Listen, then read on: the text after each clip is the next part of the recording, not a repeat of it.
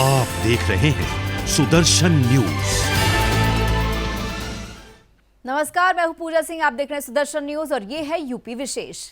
धर्मनगरी चित्रकूट के रामघाट के पास स्थित मगेंद्रनाथ शिवलिंग का वर्णन शिव पुराण में भी मिलता है। यहाँ पर स्वामी का मंदिर मंदाकिनी नदी के तट पर रामघाट में स्थित है। ऐसी मान्यता है कि इस मंदिर में विराजमान 4 शिवलिंग में से एक शिवलिंग भगवान ब्रह्म और एक भगवान श्री राम ने स्थापित किया था। ब्रह्मा जी ने सृष्टि की संरचना के लिए रामघाट स्थित यज्ञ देवी अखाड़ा में यज्ञ किया, जिसमें 108 कुंडीय यज्ञ से एक शिवलिंग प्रकट हुआ। ऐसी मान्यता है कि चित्रकूट आने पर यदि किसी ने मत्येंद्रनाथ के दर्शन नहीं किए तो उसको कामतानाथ के दर्शन और कामदगिरी की परिक्रमा का पूर्ण लाभ नहीं मिलता है।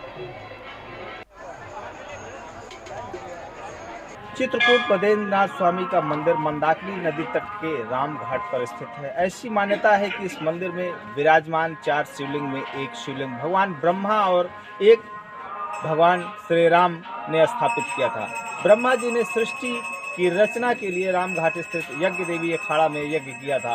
108 कुंडी यज्ञ के मदमस्त हाथी की तरह झूमता हुआ एक शिवलिंग प्रकट हुआ था, जिसकी स्थापना भगवान ब्रह्मा ने मगेंद्रनाथ के रूप में रामघाट में की थी और उनको चित्रकूट का क्षेत्रपाल नियुक्त किया था। ऐसी मान्यता है कि चित्रकूट आने पर यदि किसी ने मगेंद्रनाथ के दर्शन नहीं किए तो उनको कामतानाथ के दर्शन और कामदगिरी परिक्रमा का पूर्ण लाभ नहीं मिलता। बहुत बड़ी प्रसन्नता का दिवस है। माता पार्वती की तपस्या सफल हुई। भगवान शिव माता जी को स्वीकार नहीं कर रहे थे, लेकिन उन्होंने इतनी तपस्या की कि उन्होंने जो है सूखे पत्तों को भी खाना छोड़ दिया, निराहार रहना शुरू कर दिया।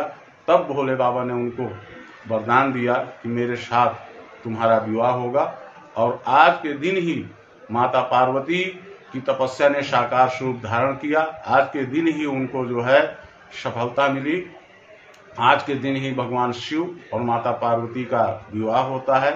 इस कारण से आज का दिन बहुत ही पावन पवित्र है और षोडशोपचार पूजन के साथ उनका अनेक प्रकार से अभिषेक करने से मनोवांछित फल की संप्राप्ति होती है।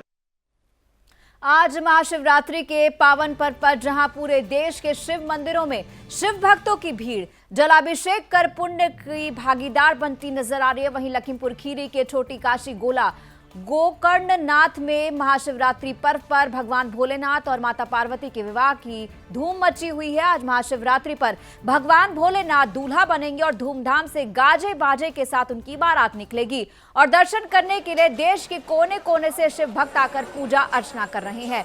छोटी काशी में हजारों की संख्या में श्रद्धालु दर्शन करने के लिए पहुंचे। वहीं सुरक्षा की दृष्टि से अगर देखा जाए तो मंदिर प्रांगण के अलावा पूरे शहर में कई थानों की पुलिस भी यहां पर तैनात की गई है।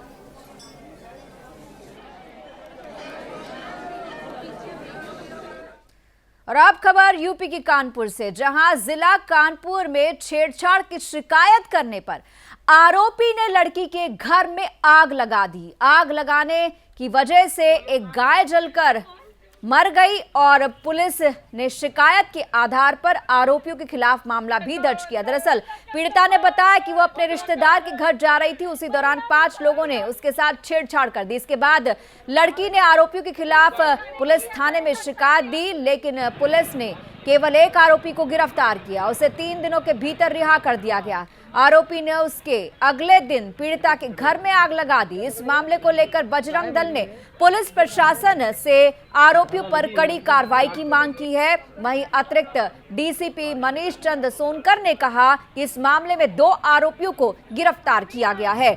आरोपियों के खिलाफ गौ हत्या का मामला दर्ज किया गया और आगे की कार्रवाई चल रही है।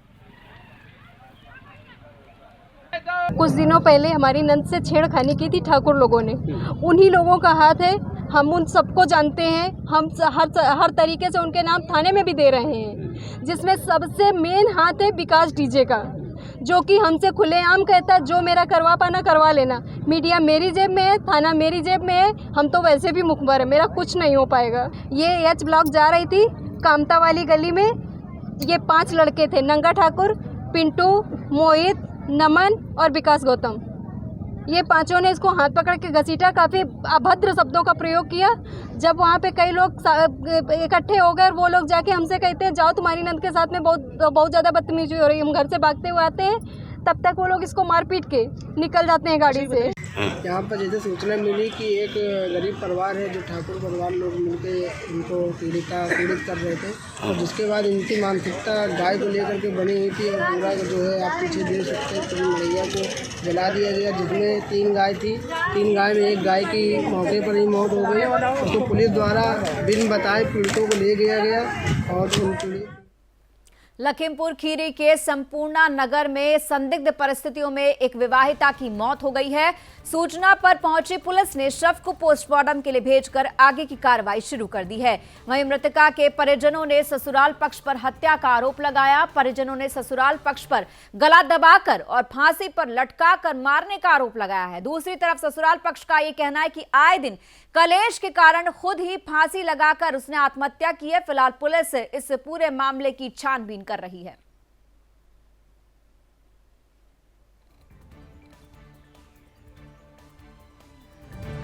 यूपी के मैनपुरी में पुलिस ने कार्रवाई करते हुए बैटरी चोरी करने वाले गिरोह का पर्दाफाश किया, जहां पुलिस ने मुठभेड़ के दौरान चोर गिरोह के 4 आरोपियों को गिरफ्तार किया है।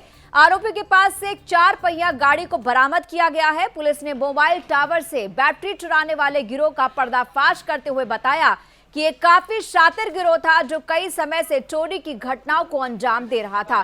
फिलहाल पुलिस आगे की कार्रवाई में जुटी है।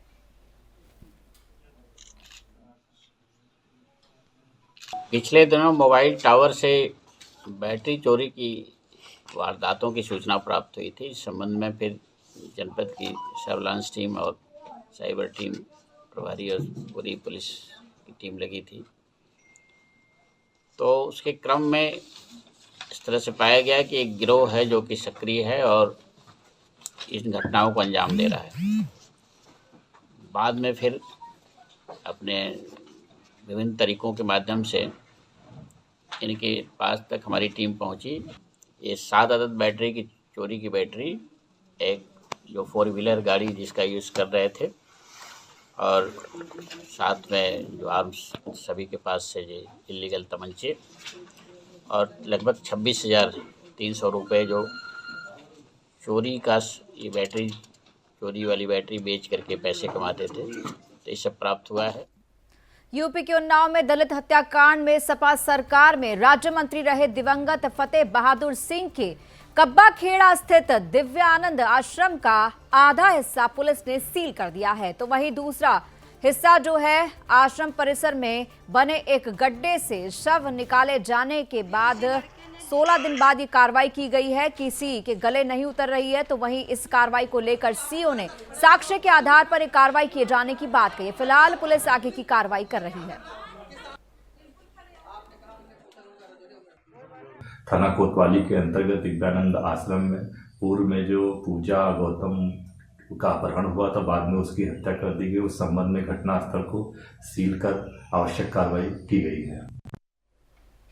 ललितपुर में पूर्व केंद्रीय मंत्री कांग्रेस प्रदीप जैन आदित्य की कार और एक मोटरसाइकिल में जोरदार टक्कर हो गई। टक्कर में मोटरसाइकिल सवार 2 युवक घायल हो गए। गौरतलब है कि बाइक सवार एक युवक यूपी सरकार के राज्य मंत्री मनोहर लाल पंत के भतीजे हैं। वही भतीजे को घायल अवस्था में अस्पताल में गंभीर होने पर चिकित्सालयों ने झांसी रेफर कर दिया और दिल्ली पहुंचने पर इलाज के दौरान उसने दम तोड़ दिया, जबकि दूसरे का इलाज चल रहा है। दरअसल पूर्व केंद्रीय मंत्री प्रदीप जैन आदित्य झांसी की ओर अपनी कार से जा रहे थे, तभी अचानक सामने से आ रही कार से बाइक की जोरदार टक्कर हो गई। फिलहाल पुलिस ने पूर्व मंत्री के खिलाफ मामला दर्ज कर लिया और आगे की कार्रवाई की जा रही है। और यूपी विशेष में आज के लिए इतना ही। मुझे दीजिए इजाजत। जय हिंद।